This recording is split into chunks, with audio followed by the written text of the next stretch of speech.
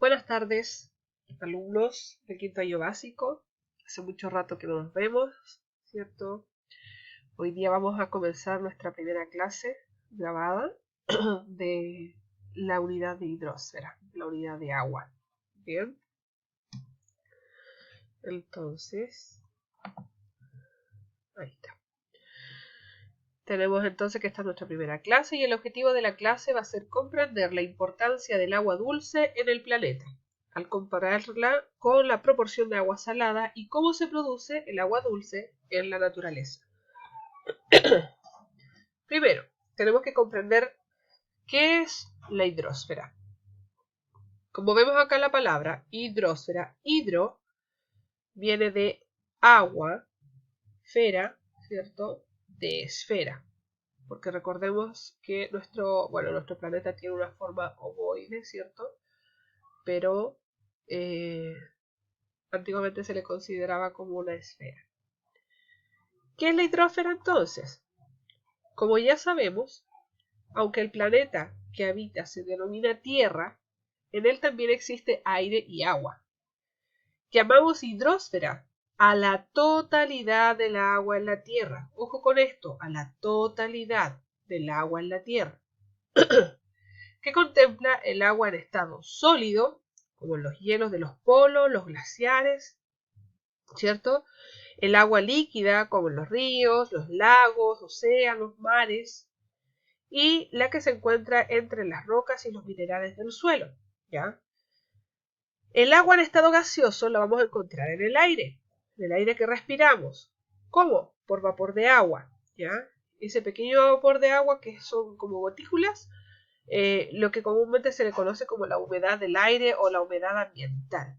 Sobre todo en las mañanas, cuando hace mucho frío, no sé si se recuerdan, cuando hace mucho frío en las mañanas y uno va a la escuela, estaba así como frío, como que quedaba así como todo húmedo, o salíamos y veíamos que los vehículos, que las ventanas estaban como muy húmedas, ¿cierto? Eso es producto de la humedad ambiental.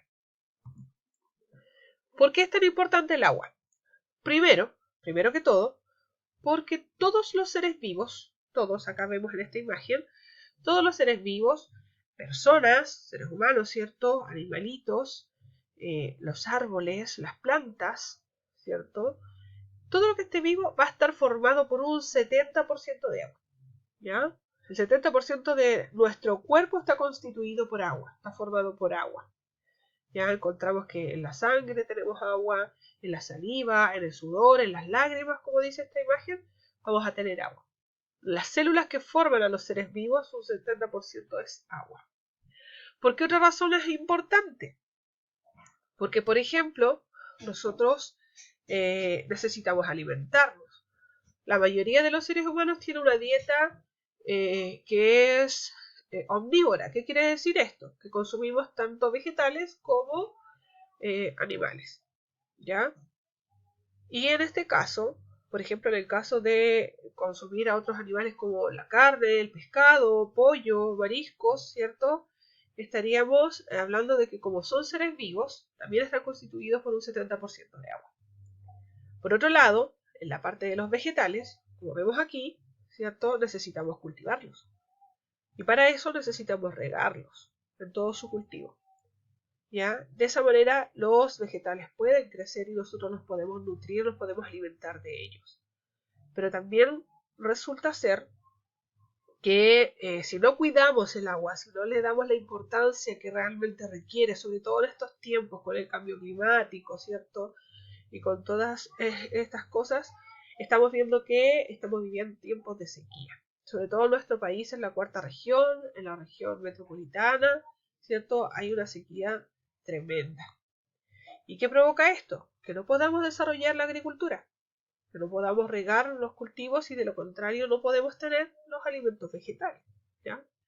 Y si no hay de esto, tampoco hay para poder alimentar, por ejemplo, a otros animalitos de los que nosotros nos alimentamos, como las vacas, las cabras, las ovejas, ¿ya? Entonces, todo es una cadena. Por lo tanto, comprendemos la relevancia del cuidado, ¿cierto?, del agua.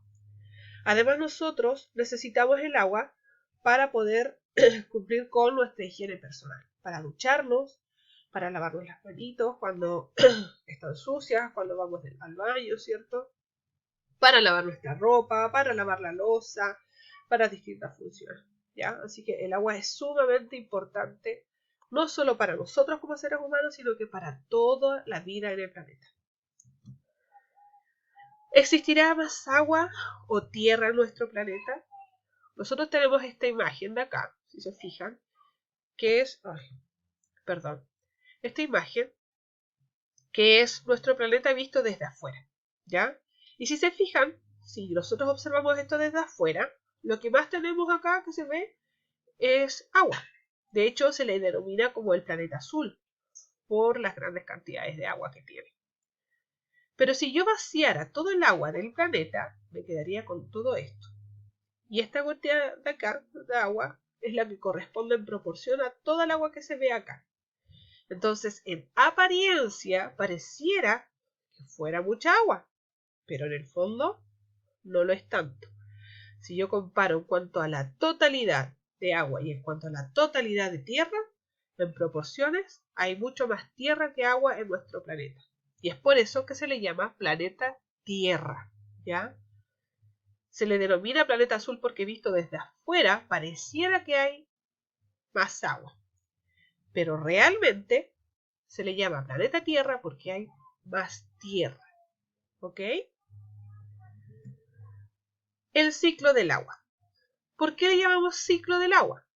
Porque yo puedo partir explicándolo desde cualquier parte. Por ejemplo, puedo partir desde acá, desde las montañas, donde tengo la nieve, donde tengo glaciares incluso,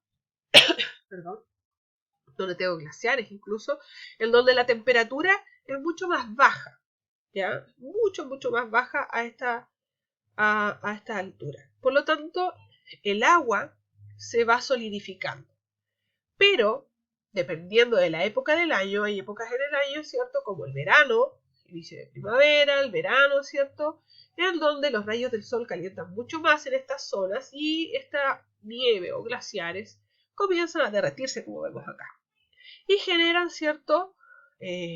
Estos ríos, ¿cierto? Y estos ríos pueden dar a lagos, lagunas o pueden ir directamente también hacia el mar.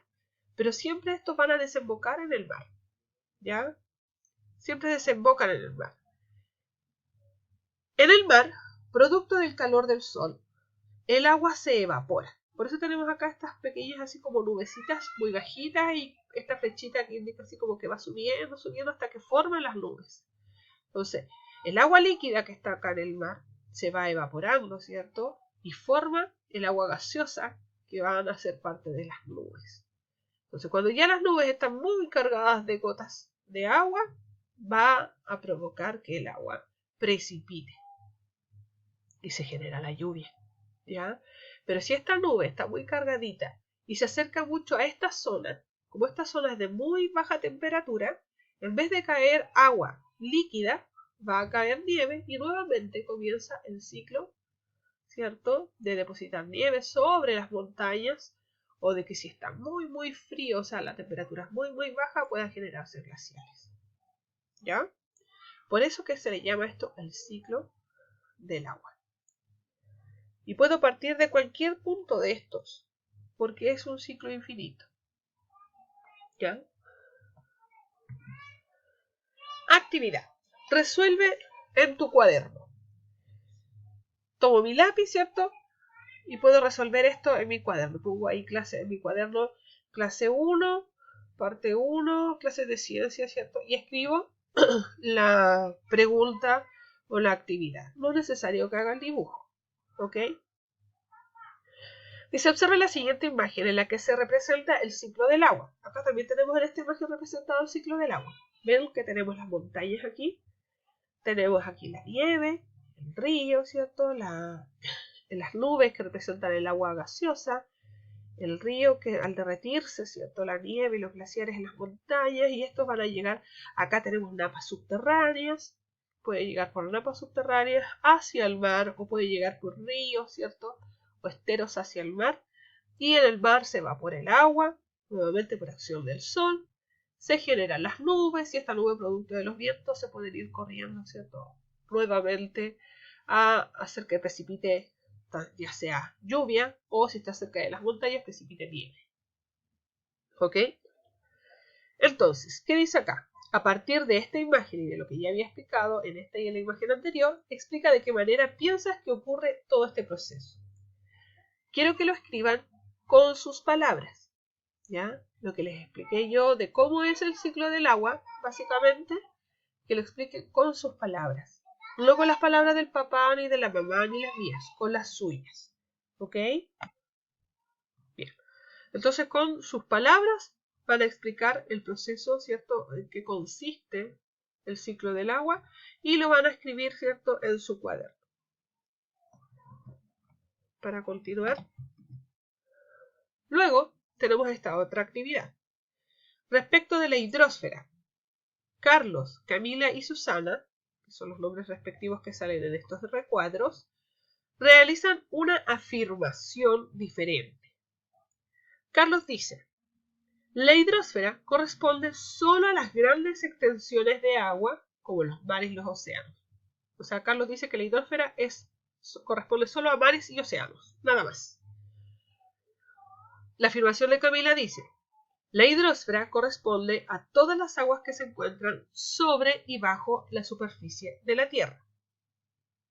¿Ya?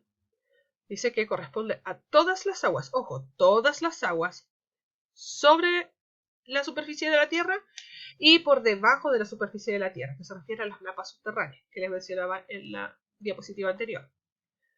Y la afirmación de Susana dice: la hidrosfera es una capa que cubre la Tierra y se encuentra antes de la atmósfera. ¿Ya? Es una capa de la Tierra que cubre la Tierra, dice ella, y se encuentra antes de la atmósfera. Recordemos que la atmósfera es la capa gaseosa, ¿cierto?, donde se encuentra el aire que respiramos, ¿ya? Pero ella dice que la hidrosfera cubre la Tierra. Bien. Ojo con eso. ¿Cuál de las afirmaciones te parece más adecuada? Y tengo que explicar por qué. Recordemos que en ciencias es súper fundamental que ustedes expliquen los por qué. ¿Por qué pasa esto? ¿Por qué pasa aquello? ¿Por qué digo tal cosa? ¿Ya? Siempre tengo que justificar mis respuestas en ciencia. Entonces, si yo digo que Carlos tiene razón, tengo que explicar por qué para mí Carlos estaría en lo correcto. Si yo digo que Camila es quien tiene razón, lo mismo. Debo explicar por qué para mí, porque según yo, Camila está en lo correcto. Y lo mismo con Susana. ¿Ya? Digo quién de ellos tres está en lo correcto y el por qué creo que está en lo correcto. ¿Ya? Continuamos. Realiza el experimento de la página 14 del libro del Minedu. Primero, ojo con esta parte. Primero dice, observa el video del experimento que muestra la profesora. Nota, importante por favor, el alumno o alumna puede resolver la actividad de esta página solo observando el video donde la profesora realiza el experimento y lo explica, o puede además realizarlo en su casa con ayuda de un adulto, ¿ya? Porque vamos a ocupar agua caliente. Entonces, si yo no puedo realizar el experimento en mi casa, ¿cierto? Basta con que vea el video que les voy a mostrar. Si además sí puedo hacerlo o quiero hacerlo y me lo permiten, entonces también es mucho más válido, mucho mejor si te lo pueden realizar, ¿ya? Pero si no puedo, con el video es suficiente. ¿Qué materiales vamos a necesitar? Un bol que sea profundo, un vaso pequeño, agua caliente, sal de mesa, papel film y una piedra o peso. Perdón. ¿Ya? Vuelvo a repetir, no es necesario que ustedes repliquen el experimento, pero el que lo quiera hacer, no hay ningún problema para eso. ¿Ya? Y si no tengo mi libro, recuerden que desarrollo en mi cuaderno, ya que yo les voy a colocar todas las imágenes de lo que tienen que hacer ahí. ¿Ok? Muy bien. Ahora vamos a reproducir el vídeo. Espera solo unos minutitos y reproducimos el vídeo.